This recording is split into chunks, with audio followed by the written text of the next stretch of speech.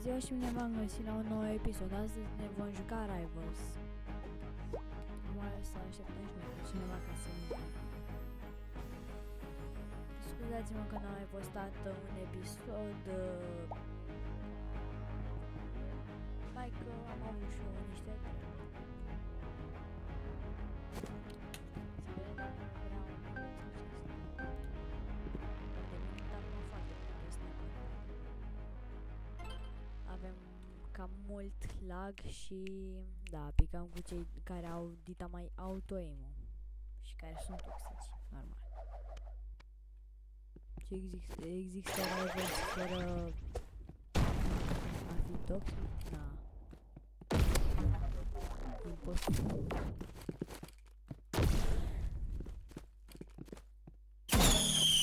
Wow. Cred că a fost de când noroc. A doua oară nu o să mai cred.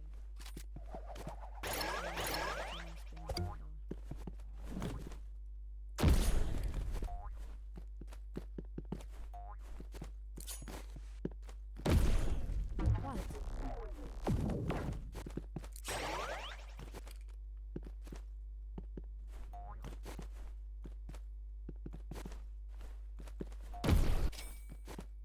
Na.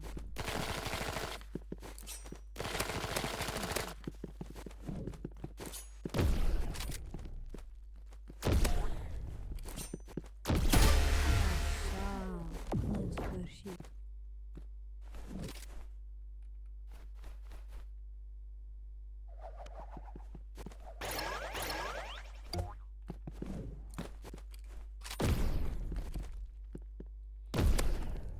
What? Acela... De ce n-a fost... Așa... Nu dădeam seama de ce n-a fost un headshot. Pentru că uneori, dacă dai și mai jos, este headshot. Adică uneori este foarte ciudat. Când unii efectiv stau așa și dau headshot. Și prin spate mă refer. Că așa este posibil dacă tragi fața. What is trying this, bro?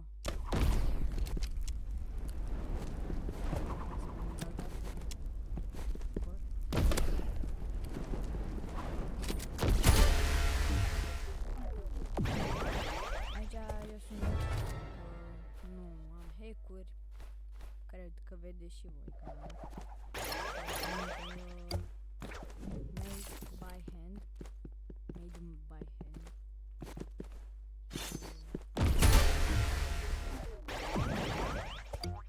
De când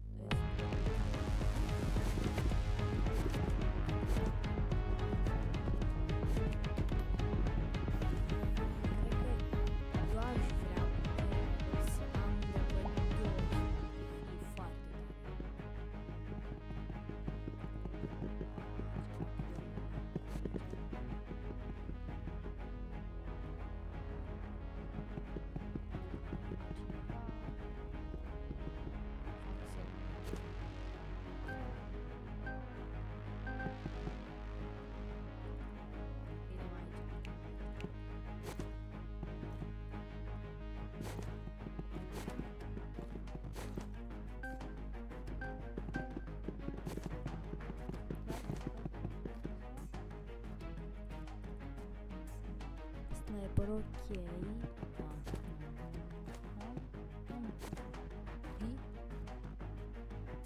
Un good boy. Pro cu el de ce vrea.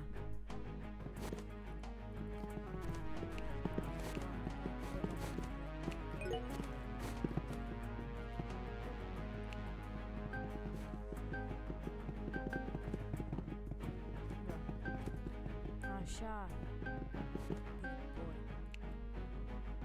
Dacă vreți să mă susțineți, vă rog să-mi dați mie like și subscribe pentru a face mai multe videoclipuri, că dacă nu iau și mai multe like-uri, și subscribe-uri, nu o să mai fiu foarte ambițios ca să postez.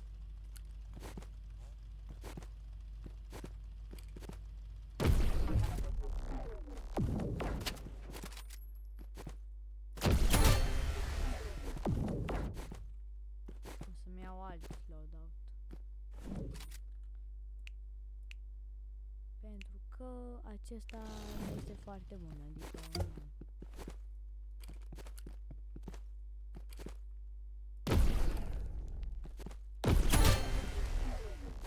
să vă dau un sfat, dacă sunteți sniper only, eu v-aș recomanda să nu stați pe loc, pentru că cei care sunt mai buni o să vă dea headshot cam foarte instant.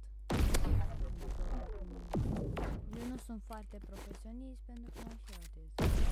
Hai că nu vă dau decât un sfat.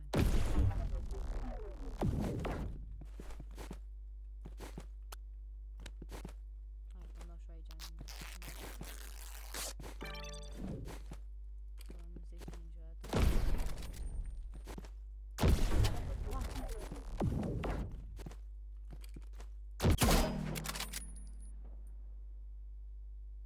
Da, lumea are efectiv auto-aim, plus că mai are... Stați puțin. Opa, am luat o katană. Cu katana aceasta poți să ricoșezi.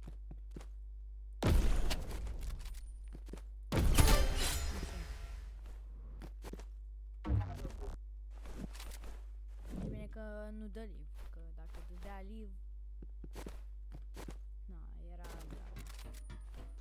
Pentru el, nu pentru mine.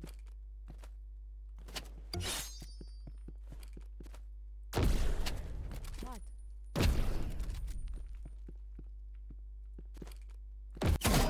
Na, efectiv mi-a dat headshot și glonțul s-a dus în altă parte.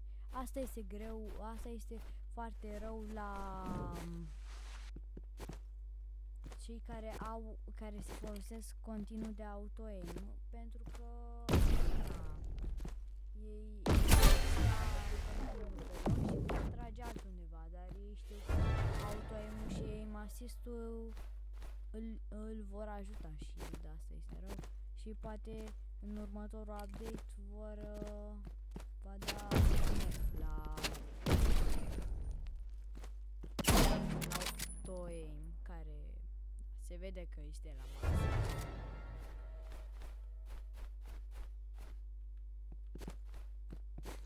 Și developerul a făcut o mare greșeală când a făcut această chestie oribilă pentru toți utilizatori de computer.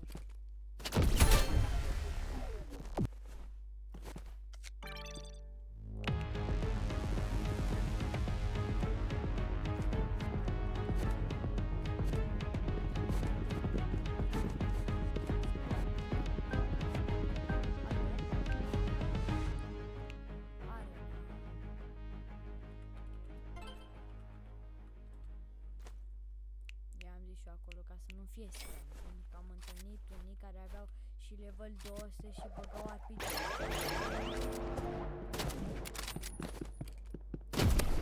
Și efectiv unii mi-au de un strip, efectiv. Adică și că este foarte mare, foarte mare.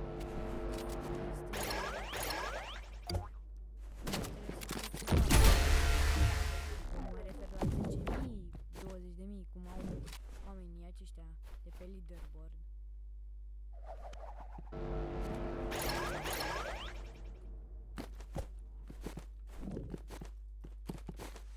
Ce face Lili?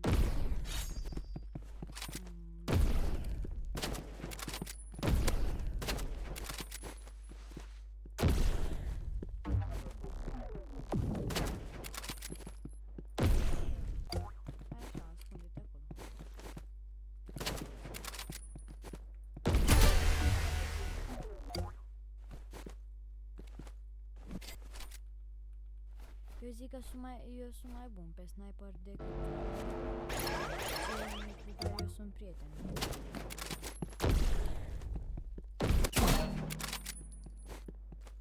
Aici este lege. Cred că vrea să fie toxic. Deci dacă vrea să fie toxic...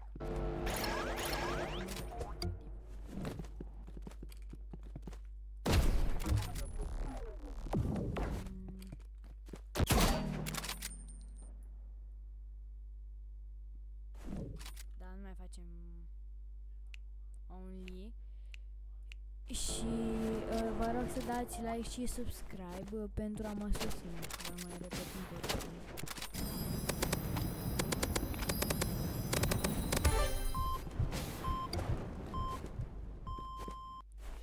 Facem și noi acolo 30 de abonați pentru că m-aș susține foarte mult. Acesta o să fie ultimul meci.